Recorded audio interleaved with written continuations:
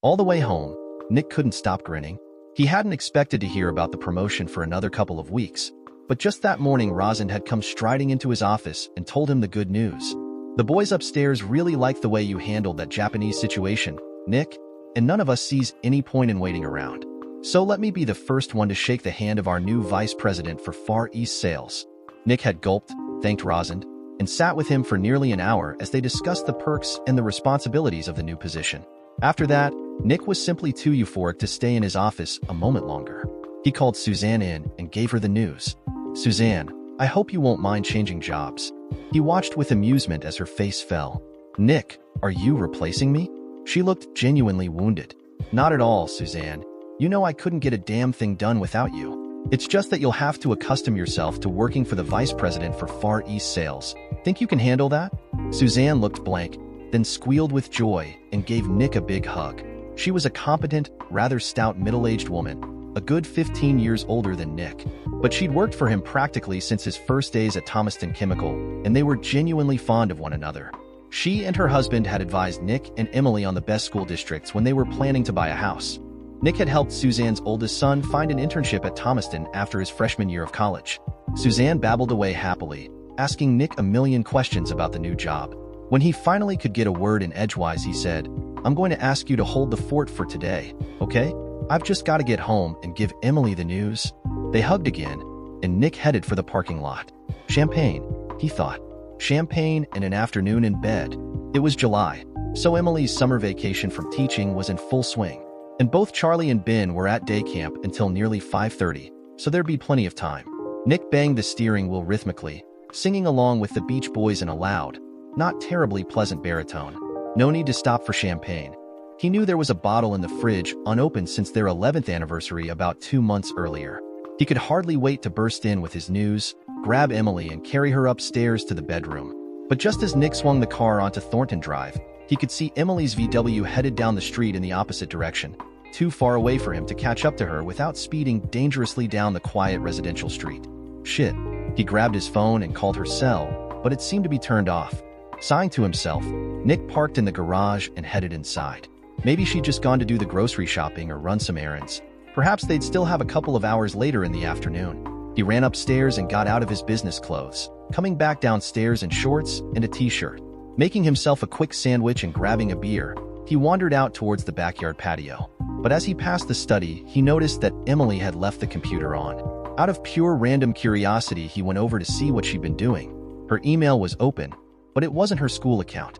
Instead, it was a Hotmail account he knew nothing about, and her username was Jane309, using her middle name and her birthday. Why did she have a second email account? He glanced at the sent folder, seeing only 2 names. Her sister April out in California and an unfamiliar one, chapritz@who.com. There were about 8 messages to that address, including her most recently sent one. Nick clicked it open. "Oh my God, your message made my heart jump. I can't risk Sunday. No telling what Nick might be doing. Let's meet there Monday at 11. I can't wait. Lovey." Nick sat back in shock, staring at the screen. What the hell? His lunch forgotten, Nick grimly settled down to dig through Emily's email and do some digging on the web. It took an hour before he had the full picture. Jason Pritzker was an educational consultant who had spent 2 weeks at Emily's school in early May, leading professional development workshops with the teachers. The picture on his webpage showed a good-looking guy who appeared to be in his late 30s, a couple of years older than Nick and Emily. He was married with several kids and lived over in Jefferson Meadows, past the airport to the east of Columbus, about 25 miles from Nick and Emily's house in Grove City. From what Nick could tell, Pritzker had set his sights on Emily during the workshops and pursued her since. Their exchanged messages had begun cautiously, but then become increasingly open and passionate. Pritzker wrote 2 weeks earlier that kissing you was the most erotic experience of my entire life. I carry around on my lips the indelible memory of you. They'd met alone at least 3 times, and it was clear that while Pritzker hadn't screwed her yet, he was getting close. His most recent message to Emily had read, "My beautiful E, I have never seen or touched such gorgeous tits in my life. You are a goddess. We need more time. I ache, I burn to be with you, completely, at last. Can you get away Sunday, to the usual place? You're Jay." The only person that Emily had apparently confided in about her affair, not surprisingly, was her big sister April. Also not surprisingly, April was horrified and kept trying to talk her out of it. A week earlier she'd written, "Are you out of your mind? Remember what happened to my friend Monica? How her husband found out and threw her out of the house? Did you know she's living in a tiny apartment and only gets to see her kids twice a week? Is screwing some handsome stranger a few times going to be worth it if Nick finds out?" There were 3 or 4 other messages like that from April, all along the same lines. In one she wrote, "Nick loves you, Em, and he makes a good living and is a fantastic father to Charlie and Ben. You told me yourself that you couldn't imagine being married to a better man, and that you love him now even more than you did when you guys got married. So what the hell are you doing?" It seemed that Emily didn't have very good answers to that question, though Nick was hardly an unbiased judge. In one of her first messages to April about Pritzker, she wrote that, "I'm hardly going to do anything with the guy. It's just flirting, and it's harmless. And I've got to admit, fun. God, April, married life can be so repetitive. Teach my students, cook the meals, wash the dishes, do the laundry, pick up the boys, do the shopping, kiss Nick, watch some TV, fall asleep, and then get up and do it all over again. When I'm with Jason, there's that spark, you know? He looks into my eyes, holds my hands, tells me how beautiful I am, and I feel like a girl again. I'm certainly not going to break up my marriage over this. It's just a little bit of excitement." And more recently she wrote, "Just chill a little, okay? It's just a fling. It probably won't even last a month. And I'm certainly not going to let Nick find out. I'm being super careful. But I can't even tell you what a turn-on it was when when we petted a little. I was just dripping. Sex with him is going to be amazing. And then it'll be done and Nick will have me back, happier than ever. And probably hornier, too. He's gonna love it." Nick knew he had to get out of there. He didn't want to even see Emily. He needed to deal with the shock and the pain and the anger. He left the computer exactly as he had found it. He wolfed down his sandwich and put everything away, leaving the kitchen the way it had looked before. He ran upstairs, changed back into his business clothes, and left the house. An idea was already brewing, but Nick knew he needed some time to think it through. He drove straight to the gym and swam laps for an hour. By the time he was showering and getting dressed, he'd pretty much worked out what he was going to do. Nick was a direct, straightforward, goal-oriented person. As a 14-year-old, he decided he wanted more money, and he worked to put together the largest paper route he could handle. In college, he'd earned a business degree in only 3 years because he was eager to get out into the world and make a career. And when he met Emily at a friend's birthday party 2 years after graduation, he knew after their first date that he wanted to marry her. He wooed her ardently, energetically, and romantically. He found out that she loved the ballet and got tickets. When he met her mother, he asked her about Emily's favorite flowers and bought them for her. He did, in short, what he always did. He went after what he wanted without dithering. After 8 months, they were practically living together. And when Nick proposed, at Clementi's after a long romantic dinner, she cried and said, "Yes, Nick, yes," threw her arms around him, and marveled at the ring he slid onto her finger, as the people all around them smiled. Was their marriage perfect? Certainly not. But Nick would have said it was great. Emily was generous and loving. She had a great sense of humor, she was terrific with their boys, and Nick knew that she loved him. Their sex life had gotten a bit routine, above all because 2 careers and taking care of an 8-year-old and a 6-year-old added up to a lot of work, but it was still pretty satisfying. Nick had absolutely no idea that Emily was feeling restless or frustrated, let alone that she might be slipping into an affair. And it pissed him off beyond measure that she was doing it so cold-bloodedly. This was no drunken one-time mistake, something he might have been able to understand.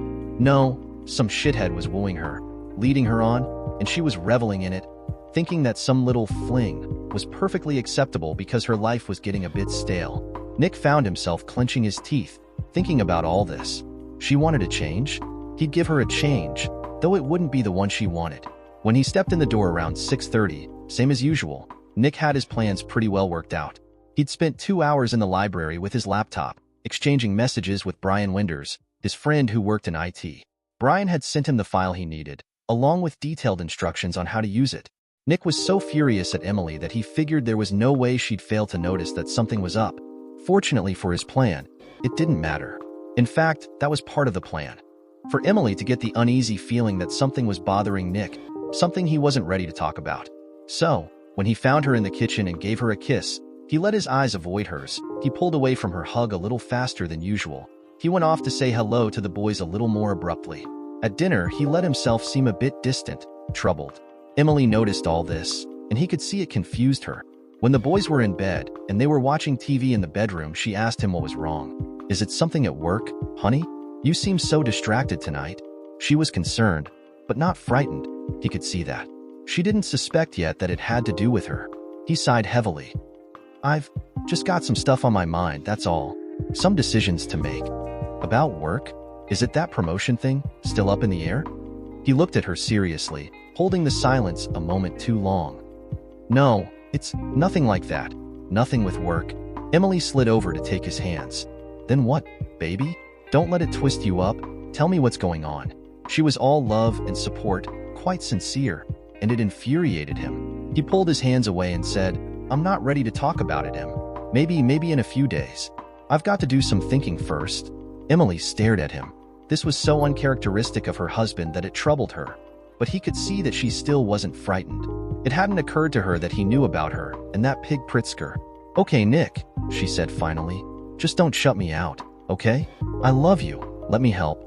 He grunted non-committally and turned back to the TV, feeling her gaze on him. At about 10:30, Emily went down the hall to check on the boys, and when she returned, she went into the bathroom to get ready for bed. When she emerged, Nick knew what she had in mind. She was wearing a light blue nightie, Nick's favorite, and she brushed out her hair and left it down around her shoulders. She looked fantastic. The second reason was simple enough. Nick was furious. He was hurt and he was angry. He'd given Emily everything.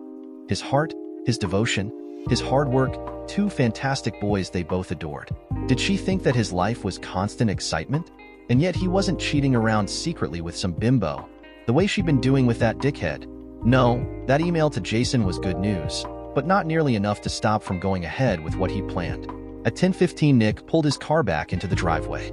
He'd already let the office know he'd be out for the morning. His plan had been to surprise Emily as she was dressing to go off to meet Pritzker, but she'd canceled that meeting. Instead, he found her on the phone, probably to her sister. She turned to him in surprise. Hi, Nick, give me a sec. April, Nick's come back home. How about if I call you later? Okay, bye. She hung up and came over to Nick. Is everything okay, honey? I didn't expect to see you this morning. Nick gave her a serious, troubled look. Just come sit in the living room with me, okay? I need to talk to you. She sat on the couch and watched him pace, acting uncertain. He saw her worried look. Finally, he sat in a chair across from her. Emily, I was gonna, talk to you about this tonight, but I thought about it, driving to work, and I just realized there was no reason to wait. No good time to say it. I'm moving out. I think I'm going to be getting a divorce. He watched her. Nick had never seen a person's mouth hang open like that, as though her jaw muscles didn't work. She stared at him, swallowed hard. Nick, why? We love each other. We have a great marriage. Why? She started to cry. Why would you do this? Walk out on me, on Charlie and Ben. He got up and paced the room, delivering the words he'd been thinking about ever since Friday. There's just no spark anymore, Em. Married life is so damn repetitive. I go to work, I come home, I play with the boys and get them to bed. You and I watch TV, we kiss each other goodnight and go to sleep. Then the next day we do the same thing. I need a little excitement. Something new. Something that makes me tingle, gets my blood racing.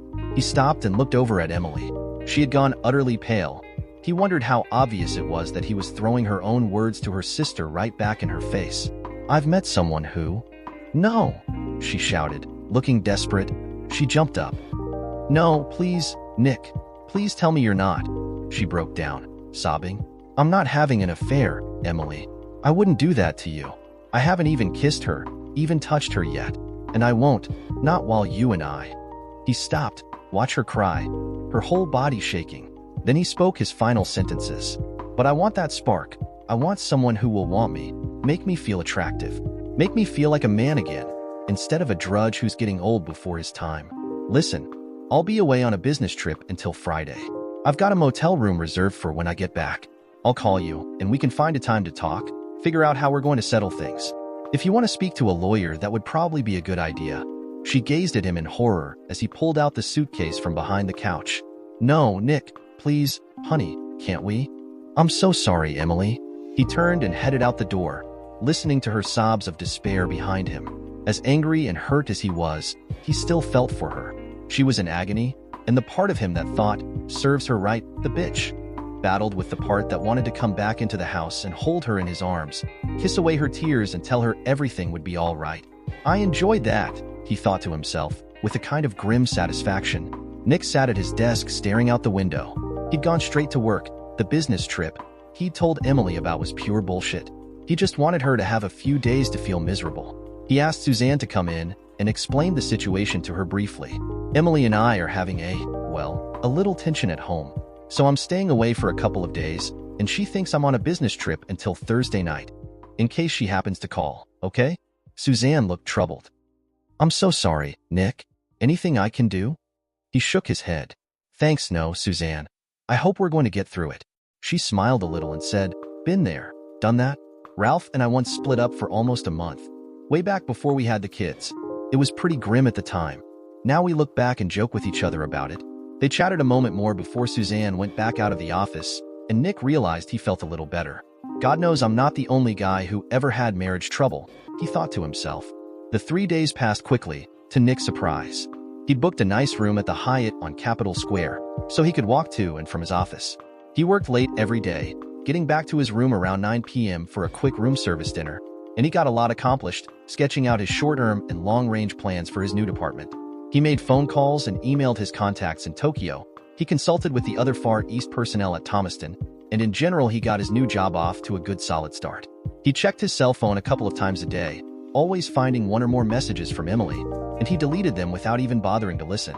He did the same with her emails, after glancing through them to make sure there weren't any problems with his sons. Nick was lonely, of course. He missed Emily, as angry as he was, and he missed the boys like crazy. He even considered parking down the street from his house to get a glimpse of them, then decided he could wait until Friday. But the business trip gave him a taste of what a divorce might actually mean, and he didn't like it one bit. Of course, that wasn't the plan. The plan was to scare Emily shitless, really put the fear of God in her, and see if that was sufficient to get her head back on straight and put their marriage back together. If not, he'd deal with that when he had to. With a degree of self-restraint that made him proud, Nick waited all the way until Thursday afternoon to check Emily's secret email account. He wanted to see what she'd been up to, but he also didn't want to torment himself constantly. When he looked, he found nothing to or from April. Obviously, she and Emily had been talking on the phone, but 6 messages since Monday morning from that pig Pritzker. Why had she changed her mind? What had happened to the magic they'd been sharing? What had he done wrong? Why was she mad at him? Clearly the pig had known how close he was to getting Emily in bed, and it was just killing him to be denied now. Nick smiled to himself. Emily had ignored the first 4 messages. In response to the 5th one, sent on Wednesday, she simply wrote back, Jason, let it go. I'm not going to see you again. Stop contacting me. Emily. Jason had written her once more but half-heartedly, along the lines of, okay, but keep me in mind. He knew he'd lost, at least for now. And Nick thought, I've won, at least for now. But for how long? That was the question. What was to prevent this from happening again? On Friday, around 11 a.m., Nick called Emily from his cell. He tried to strike a tone that was businesslike without being too brusque. Hi, Emily. It's me. How are the boys? Nick, my God. He heard her starting to sniffle. How are you? I've missed you so much. And the boys, they? She started to cry. I'm getting on the plane in a few minutes, okay? I'll be home for dinner tonight. I was wondering if your parents could maybe take the boys on Saturday, keep them overnight for a visit, and you and I could have some time to talk. He could hear her pulling herself together. I'm sure they'd love that. I'll call them today and set it up. Honey, what would you like for dinner tonight? I'd like to make us something really special. Nick grinned.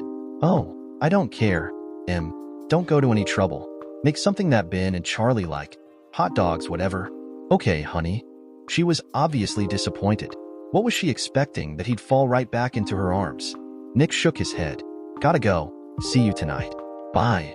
He hung up, not waiting for the I love you that was sure to follow. Nick's return was fantastic. The boys were all over him, wild with excitement, and he let them wrestle him and clutch at him and tell him all their stories of the past few days. They were thrilled with the Columbus Clippers hats he'd bought them and ran and got their baseball gloves so they could have a catch in the backyard. Emily watched all this with obvious sadness. He'd let her hug him when he arrived, but pulled away far sooner than she wanted, and her eyes followed him despairingly as he threw himself back into the lives of their sons. Maybe she'd hoped that his shocking announcement had only been a mirage, that things would go back to normal, but it clearly wasn't happening. Nick let Ben and Charlie stay up ridiculously late, almost until 11. Partly it was to prolong Emily's obvious misery, but mostly he just missed them. It wasn't until they could hardly keep their eyes open that he agreed with Emily that it was time to get them into bed. And once they'd had the last story and the last glass of water, he wasted no time in getting ready for bed himself. Before Emily could attempt either a seduction or a conversation, Nick already had his head on the pillow and the light out. She still tried, though. "Honey, could we talk for a few minutes?"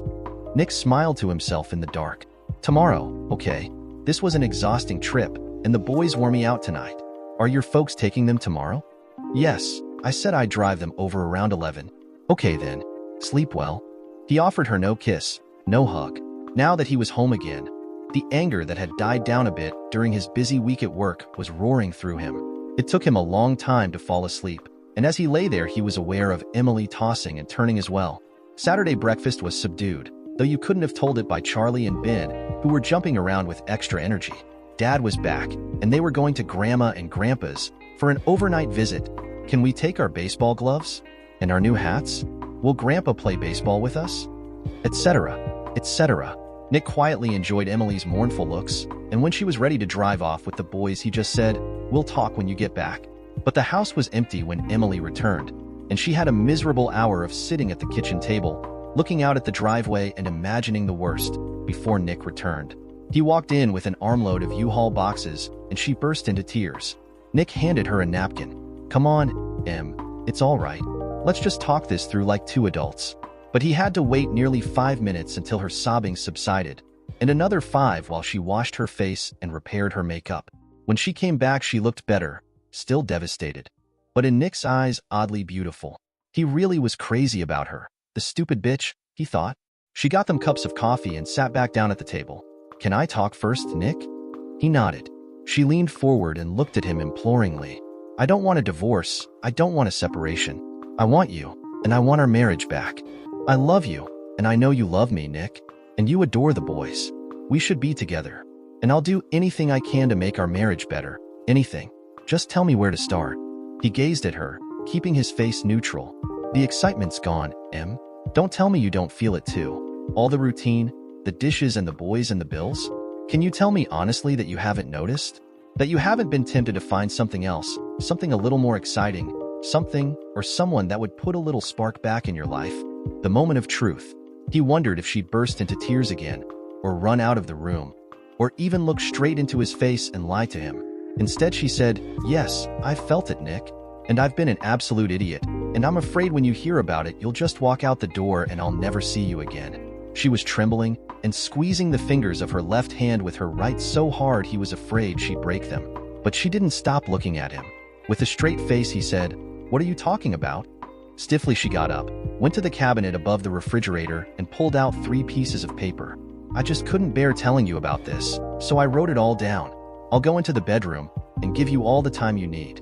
But Nick, will you promise me, please, if only for all the years we've been together, will you promise me that you'll come talk to me about this before you decide what you're going to do?" He looked into her frightened, tear-stained face. "Okay," he said.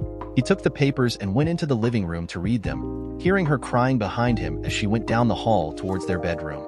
There was little in her letter that he didn't already know, or had pretty much guessed. She'd met Pritzker at the seminar, and he'd singled her out and flirted with her discreetly. Then he'd gotten her email address and invited her out for what would appear to be an innocent business lunch. Emily had been flattered, and he'd smoothly worked on her over a period of weeks. At some early point he'd suggested she set up a private email account just so no one will misunderstand their relationship. She appeared to be telling the whole truth, as far as Nick could tell. There had been 4 occasions when she and Pritzker went beyond acceptable behavior for a man and a woman married to other people. The first of those had been a long, sloppy kiss in the parking lot behind a luncheonette where they'd had coffee together. After that, 3 makeout sessions in Pritzker's car, parked in a little woodsy lane near a local golf course, where he'd gotten a little further each time. Christ, it was like high school all over again, Nick thought. The second time, Jason had gotten her bra unhooked and his hands on her tits. The third time, she'd taken her blouse and bra off completely. In between the letters, desperate apologies, and the affirmations of her love for Nick, Emily had been pretty hard on herself. "I was a complete fool," was the least of her self-condemnations. She freely admitted having been naive about Pritzker's attention at first, and then denying to herself how serious and wrong her behavior had been. "I just lied to myself, Nick," she wrote at the end. "I pushed all thoughts of my marriage vows, my responsibility to you and the boys, out of my mind. I acted as though this was nothing more than a little bit of flirting with a friend at a party. I am more ashamed than I can possibly put into words. And when you told me you were thinking about divorce, it all hit me in the head, suddenly. How selfish, how childish I had been. To think that my desire for a little excitement entitled me to screw around behind your back. I didn't screw him, please believe me. But I won't lie to you and say it wouldn't have ever happened. It's what Jason was after, and it would have happened if you were walking out hadn't put an end to the whole thing. I'm done with him, forever, absolutely, no matter what. I never want to see that smooth-talking prick again, even if you never forgive me, even if you divorce me. I'm just so very, very sorry that I didn't get my head out of my butt soon enough to see what I was doing to us. And I can't help wondering whether things would be different if I'd put more energy into our marriage, into making things more interesting and exciting, instead of that stupid flirtation with Jason. Whether you might still want to be married to me, instead of looking for another woman to give you that spark. I am so very sorry. Can you ever forgive me? Can you give me the chance to make this up to you? Your foolish, loving wife, Emily." Nick sat for a while, gazing out at the backyard, before he went into the bedroom. Emily was asleep, curled up in the fetal position under the bedspread. He stood watching her for a few minutes, then found a wave of exhaustion washing over him. He took off his clothes, lay down next to her in his boxers and t-shirt, and was asleep within moments. Sometime later, he had no idea how long. He came awake feeling Emily's warmth against him. As his eyes opened, he realized she was naked, squirming against him, kissing his neck, looking desperately into his face. When she saw him looking at her, she started to cry, holding onto him tightly. "Please, please," she said, "please love me. Please, Nick, whatever happens, whatever you're going to do, just hold me and love me." She pulled his t-shirt up and kissed his chest. Nick's response could be summarized by the words, "What the hell?" He didn't know what was ahead. Once again he refused. She held onto him and cried. Each time he moved as if to disengage himself, she clung to him tightly. Finally, he said, "I need the bathroom, Em," and she released him. When he returned, he sat up against the headboard, gazing at her unhappy, uncertain face. "How can I ever trust you again?" She lowered her head, nodding. "I mean, this wasn't a drunken fling, a one-night discretion. This was a flirtation, an affair over several weeks. Planned meetings, emails back and forth. When can we meet? When will hubby be out of the way?" Pretty cold-blooded. "Emily." "I know," she said, not looking up. It's really terrible what I did. I have no excuse." Then she said, "I didn't have sex with him though. I mean, actual sex." Angrily, Nick said, "But you were going to, right? Until I screwed up your plans?" Again, she nodded. He could see tears on her face again. "So, how can I ever trust you? How can I live with you after this without wondering when the next sleazy a-hole will come along and work his fingers into your panties?" She sat up straight, brightening. "You mean you're thinking about it, Nick? There might be some chance we could?" She looked hopeful and very nervous. "I don't know. There's once burned, twice shy, right? I mean, you put your hand on a hot stove and burned the shit out of it. Maybe you've learned your lesson. But there's also once a cheater, always a cheater. How do I know that if I find some way to get past this, some way to get over your stabbing me in the back, that you won't do it again in a couple of years? Once the dust has settled, once everything's back to normal and life starts getting a little dull again." Suddenly he wanted to be out of there. He didn't want to talk anymore. He jumped up and started putting on his clothes. When Emily began to speak, he put up his hand. "No more, Em. Okay, not now. I'm going out. Make some dinner, or call me and I'll pick up some takeout. We can talk then." And he left the bedroom. God knows why. The second, third, and fourth balls he hit at the range were pure, perfect drives, nearly 250 yards, right down the middle. The next 50, he pretty much sprayed all over the place. But he worked up a sweat, and the hours spent not thinking about his marriage was a relief. The relief ended on the drive back home, though, even though he took the long way, out around the park, enjoying the bright sunshine and the sight of all the joggers and bikers taking advantage of the day. What to do now? His questions to Emily had not been rhetorical. He'd done what he'd set out to do. His preemptive strike had put an end to her sleazy affair with that prick, and put the fear of God into her. Now that seemed as though it was the easy part. How did they put their marriage back together? Emily had made a paella, with shrimp and chorizo sausage. That was one of Nick's favorite meals. They ate it in near silence, with her examining his face anxiously for clues as to his mood. When they cleared the plates, he said, "Let's go sit on the deck, Em." She brought out 2 cups of coffee, and they sat at the little table. "Okay," he said, "the ball's in your court. You screwed things up. How are you going to fix them? Do you want to stay with me, Nick? I loved you, Emily, you and the boys. I don't want to be a divorced dad in a small 1-bedroom apartment, seeing his kids on alternate weekends. But you just blew this marriage up. How do you propose to put it back together?" She started to cry again and waved her hand at him. "Wait, please wait." She took a shuddering deep breath and brushed the tears off her face. "I promised myself I wouldn't cry anymore. Just give me a minute." She stood up, her arms folded tightly across her chest, and walked a couple of times around the deck before coming back to sit down facing him again. "Here's how," she said, in a tight, almost strangled voice. "First, I confess everything to you. Every part of my foolish, stupid behavior. I've tried to do that in the letter, and if you have any more questions now or later, just ask and I'll answer them. Second, I apologize to you. Not just once, but as many times as it takes, until you really, really know how sorry and ashamed I am.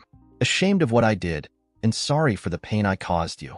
She knelt before him then, putting her arms on his knees and looking up at him. "I am so sorry, Nick. I hurt you very badly, and there's no excuse. I was a selfish idiot.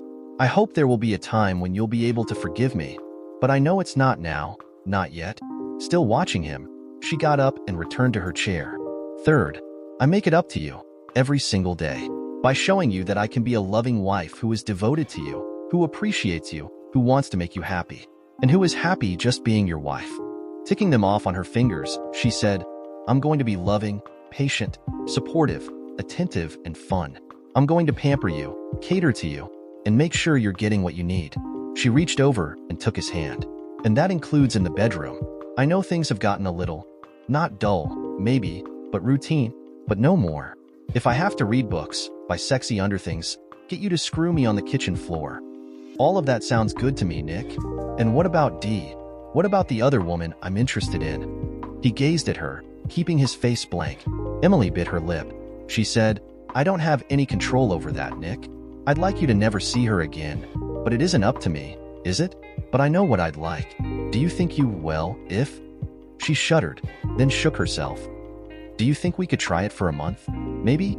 Just you and me? Me doing everything I can to make you happy, keep you interested and satisfied at home, showing you how sorry I am, and how much I adore you." Nick got up and walked to the far end of the deck, his back to Emily, grinning to himself. He was feeling a strange mixture of anger, excitement, and pride in himself. He'd done what he always did. Figured out what he wanted, gone after it, and gotten it. Or at least it seemed that way. He turned around. "Okay, Em, I'll give it a month. It's not like I was in a big hurry to walk out of this house and away from the boys. And I won't see her again, while we're trying to fix things." She jumped up with an eager smile and came towards him, but he raised a hand to stop her. "But don't you think for a minute that I'm not furious at you, or that I trust you 1 inch, because I don't. What you did with that hole was shabby and cheap. It was unworthy of you, and sure as hell unworthy of the love I've given you. It just sucked." He turned away from her and stomped back into the house. A month went by, and then a couple of weeks more. Nick didn't bring up the deadline, and Emily certainly wasn't going to. It was okay. Things were okay. It seemed to him. They were getting along, and Charlie and Ben seemed totally unaware of any problems. That at least was a good thing. Emily was attentive, devoted, loving. They had a ton of sex, at least as much as Nick could have wanted, and she was almost desperately eager to please him. And it wasn't just the sex. There were back rubs, there were special desserts, there was the weekend away she planned for them at a really nice bed and breakfast on a lake while her parents took the boys.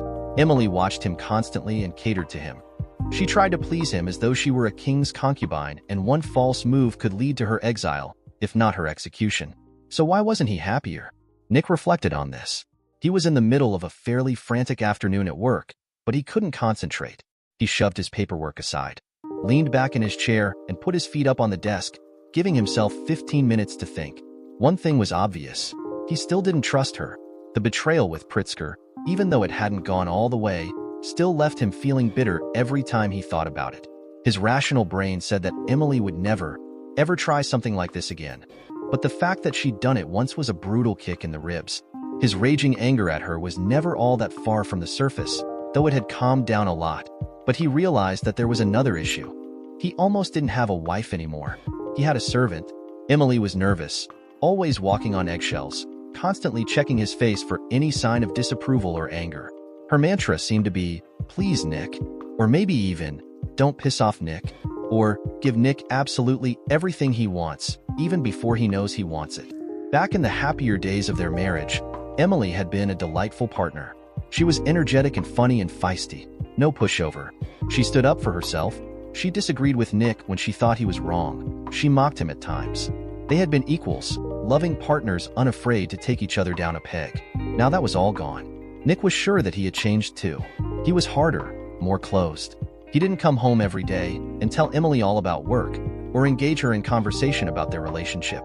He watched her coolly and let her serve him, whether it was a nice dinner or a nice sex from behind with her bent over the living room couch. It was one of his favorite ways to do it, actually, but she'd never liked it all that much.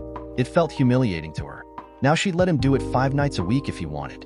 He realized that he didn't want a submissive concubine. He wanted his old wife back. But he was self-aware enough to see that it wasn't just her behavior but his own that had changed. And he was clear-sighted enough to realize that he didn't have any idea how to get back to what they'd once had. It was the 3rd week of September. Emily was back to teaching, but she was still managing special dinners, still keeping up with the Victoria's Secret nightwear and energetic sex, still being cheerful and loving and attentive. And he could see the strain of it on her face when she didn't know he was watching her. Until he came in the door on a Thursday around 6:30 and ran into a buzzsaw. As he approached her in the kitchen with a "Hi, honey," and reached to give her a kiss, she backed away coldly. "I understand someone's had a promotion," she said from between clenched teeth. She looked and sounded like a Marine drill sergeant, a seriously pissed off one. "Were you ever planning to tell me about it?" And before Nick could reply, she turned away, waving a hand dismissively at him. "No, don't even say a word. I'm going to get the boys." And she stormed out into the yard, calling for Charlie and Ben. All through dinner as they ate and the boys chattered away, Emily leveled murderous glances at him. It was almost funny, and Nick realized that he hadn't seen his wife angry at him. Not once. In something close to 2 months. He was sort of enjoying it, God knows why. Emily rejected all of Nick's help in getting the boys to bed, so he gave up and watched a rerun of NCIS. When she came into the living room around 9, he could see she was all set to let him have it. Fine, he thought. Let's fight. Let's see what that's like. Do you know how embarrassing it was, talking to Suzanne today? Emily glared at him. She didn't even sit down, instead standing over him with her arms folded. She told me she needed to remind you to bring your passport and so she could arrange for the visas you need for the next few months, all those trips to Japan and Singapore. And then she said, "Oh, Emily, you must be so proud of him, with this big promotion and all. Did you guys have a big celebration?" And I was so stunned. I didn't know what to say. Finally, I sort of stammered, "Yeah, it's been great," or something like that.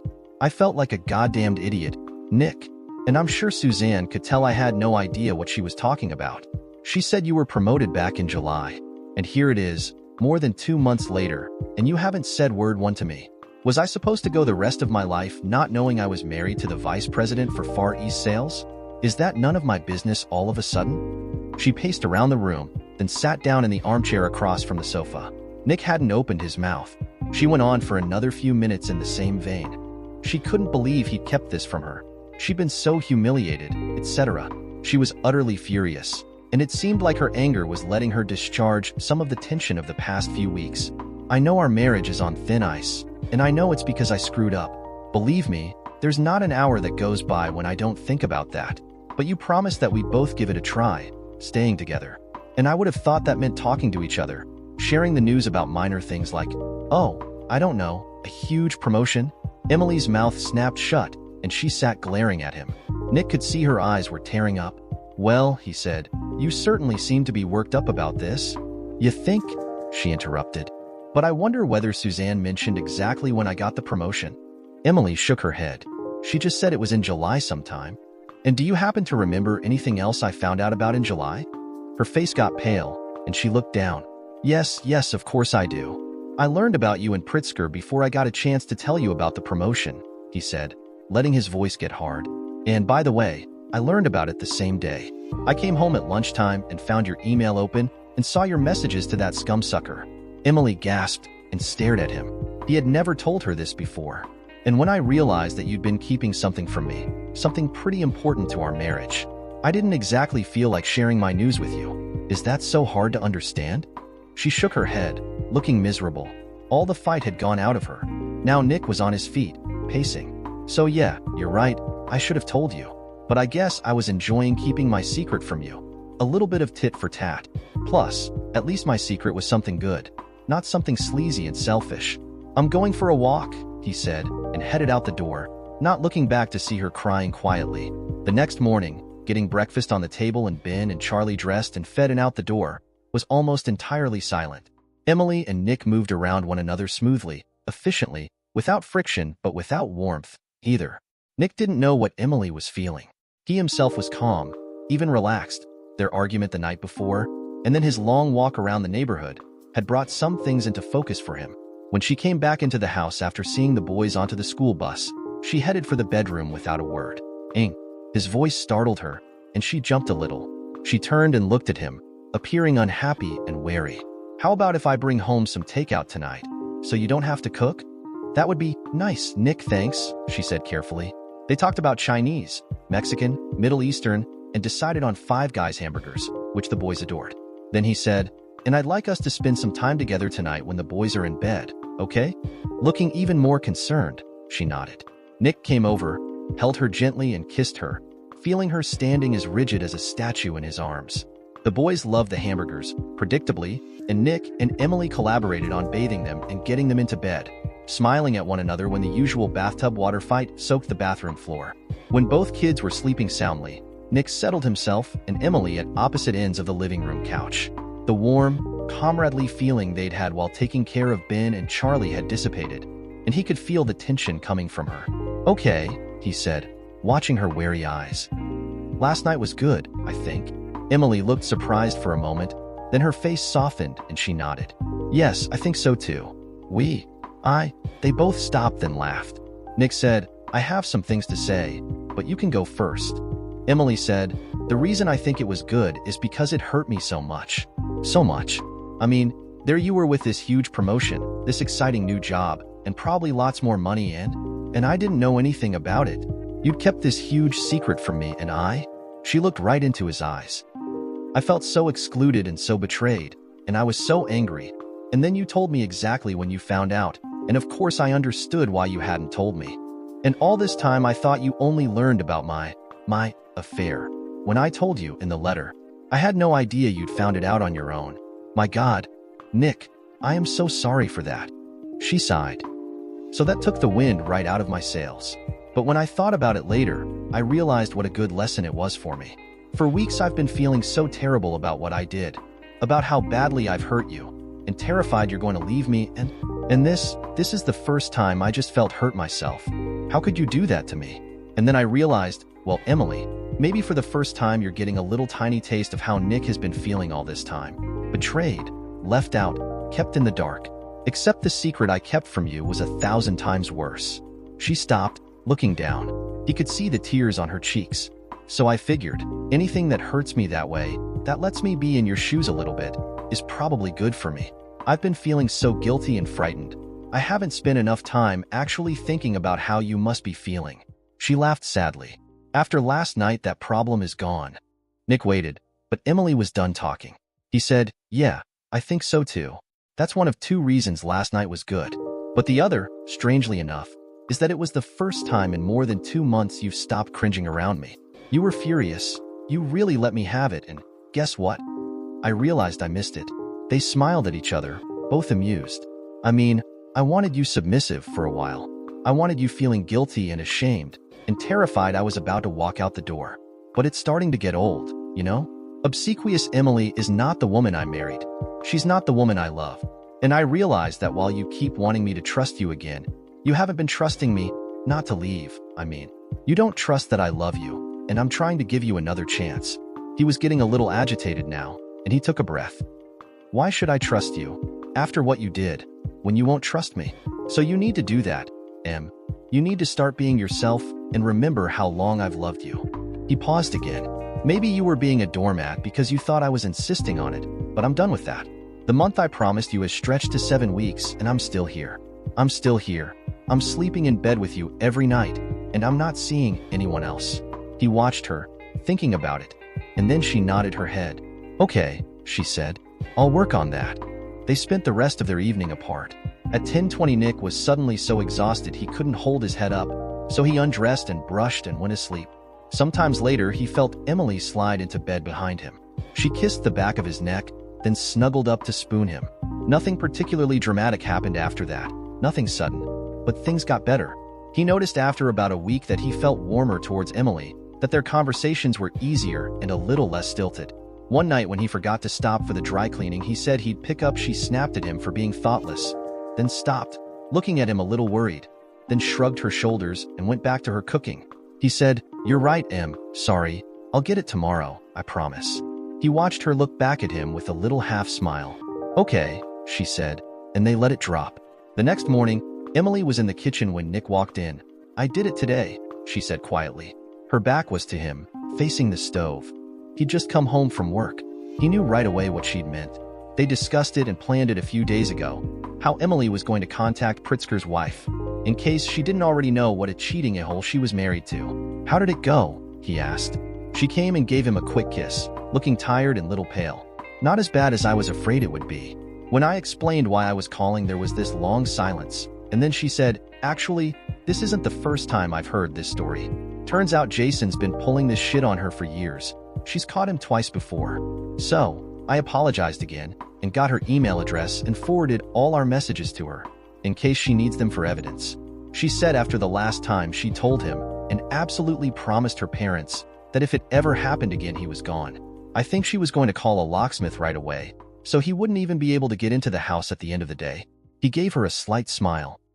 "It couldn't have happened to a nicer guy." Emily sighed a little, and put her arms around him and her head on his shoulder. "I'm so sorry, Nick. I know I've said it a million times, but right now I'm feeling sorry for her, too, and for what I did. 3 kids and married to that selfish pig, and about to be a divorced single mom. And what I did didn't help any. Honestly, Em, and I'm not even trying to make you feel better, but if he hadn't gone after you, it would have been somebody else. The guy is a low-life piece of shit. I can feel sad for his wife and kids too, but Pritzker has it coming. They were doing better, they were almost there, but he couldn't let it go. Not quite." And then a few days before Halloween, Nick came into the office and found Suzanne weeping quietly at her desk. "Suzanne, what's wrong?" She looked up, embarrassed. "It's nothing, it's just Matt, She started to weep again. Matt was Suzanne's son. He was 26. Nick took her hand gently and said, "Come on, let's go into my office." He settled her down on his couch and closed the door. "Is he all right? Is he hurt?" She shook her head. "No, it's not that. It's Tina, his fiancée. She broke up with him." Nick sat with Suzanne for a while, listening quietly, patting her hand, and the story came out. Matt and Tina were only 3 months away from their wedding, and he cheated on her. He and his friends got really drunk on a trip to Miami Beach, and he had a one-night stand with a girl he picked up in a bar. Tina heard about it through mutual friends, and she'd broken the engagement, returned Matt's ring, and wouldn't speak to him. Suzanne said, "Matt knows he screwed up, Nick. He's beside himself.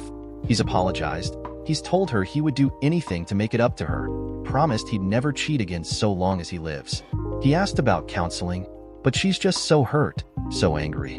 And it breaks my heart, not just because Matt's my son, but because they were so good together. They really made each other happy. It's just such a waste, you know? A great relationship thrown away because of one really dumb mistake." They talked about it for a while, and Suzanne eventually started to feel a little better. She gave Nick a half smile. "Thanks for listening to me, Nick. I'm sorry to get so emotional, but don't be silly, Suzanne. I'd be upset too. I'm sorry for Matt. Maybe after some time has passed, Tina will give him another chance." Suzanne went off to the ladies' room to wash her face, and Nick finally sat down to work. But the story kept popping back up in his mind all day, and not surprisingly, it made him think about himself and Emily. On the drive home, he asked himself the big question, the one he'd wrestled with over and over again back in the summer. Was he better off with Emily or without her? And the answer was pretty obvious. Did he want to be a divorced guy, seeing his boys a couple of times a week at best, living in some apartment, trying the whole dating scene again? No. Did he think Emily would ever cheat on him again? Well, nothing in this life is ever a sure thing. But, not sure. Had she owned up to her stupidity and done everything she could to make it up to him? Yes. Did he still love her? And did their family life make him happy? That was the easiest one of all. Yes. He called Emily from the car. Hi, Em, listen, do you think you could get a sitter on short notice? I'd like to take you out to dinner tonight. No, nothing special is going on. I just want some time with my wife. Yeah, okay. I'll be home in 20 minutes. You can tell me then. Thanks, bye. Nick was full. He loved the veal saltimbocca at Bistro Romano, and Emily was a little bit tipsy. She'd had most of their bottle of wine, since Nick was driving. He paid the sitter, watched until she got her car started and drove away, then locked the front door and turned off the outside lights. Emily was waiting for him by the stairs, smiling, but he said, "Come into the kitchen with me, would you, Em? I'd like another half glass of wine." She'd been wary at first during dinner, wondering if something serious was on Nick's mind, but they'd had a nice time, and now she was feeling relaxed and happy. They sat, and Nick told her about Suzanne's son and his broken engagement. He reached across the table and took Emily's hand. "I've been thinking about it all day. Such an unhappy ending. Such a waste of what sounds like it was a great relationship. I don't want the unhappy ending, Em, but I want this to be over, okay? You and me. It's time to decide once and for all. I love you with all my heart, but going ahead, can I trust you? No, I cannot. I cannot live every day of my life looking over my shoulder thinking if my wife is cheating.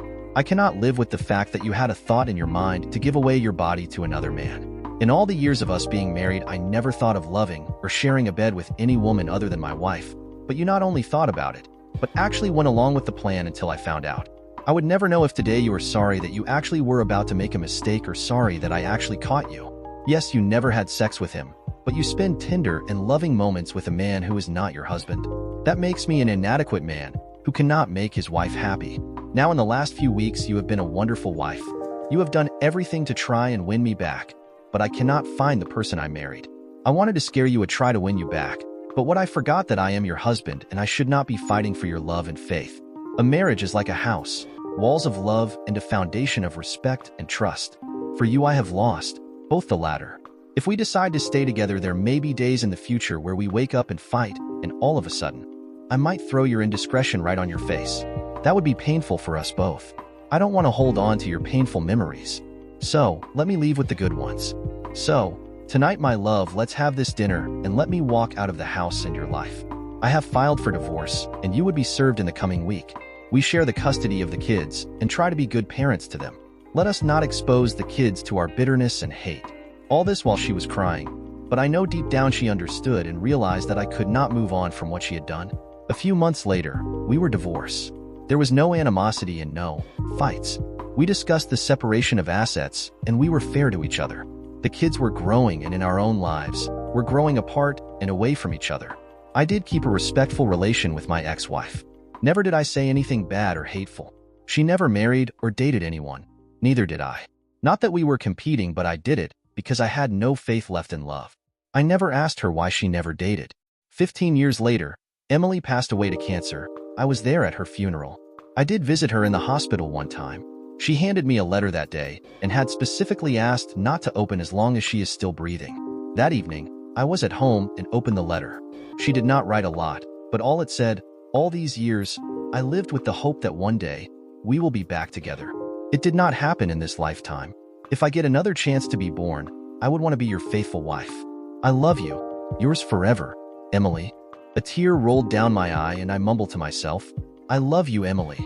Emily, my lost love." Dear listeners, please share your thoughts in the comments section below and don't forget to like, share, and subscribe.